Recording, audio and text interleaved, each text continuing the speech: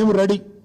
నువ్వు అసెంబ్లీలో పెడతావా చర్చ, లేదా అంబేద్కర్ కాడ పెడతావా, కొండారెడ్డి పల్లెలో పెడతావా, చింతమడకలో పెడతావా, కొడంగల్లో పెడతావా, గజ్వేల్లో పెడతావా, ప్లేస్ నీ ఇష్టం, ఎక్కడంటే అక్కడికి వస్తాం. కానీ నువ్వు తప్పించుకపోయే బాబత్ మాకు తెలుసు. నువ్వు గ్యారంటీ ఏం చేస్తావు? ఈయనకి ఏంటంటే అలవాటు, బురద చల్తాడు, అవతల పడతాడు, ఇట్లా చల్తాడు, ఏదో మాట అంటే డైలాగే నేను ఎక్కడన్నా అని మళ్ళీ పోతాడు. ఆయననే చెప్పిండి, నిన్న కేసీఆర్ వస్తాడా కేటీఆర్ వస్తాడా అన్నాడు. మరి నేను వస్తా అంటున్నా.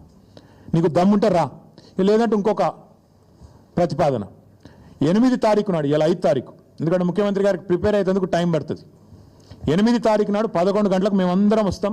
సోమాజిగూడ ప్రెస్ క్లబ్ రా, నీకు కృతి చేసి పెడతాం. నీ కార్యకర్తలతో సహా వస్తావా, నీ ఎమ్మెల్యేలతో సహా వస్తావా, వాళ్ళు ఎంతమంది వస్తారో చెప్తే వాళ్ళకు కూడా ఇంతజాం చేస్తాం. ఛాయ్ బిస్కెట్ కూడా మా సోమాజిగూడ ప్రెస్ సోదరులను అడిగి అది కూడా ఏర్పాటు చేస్తాం.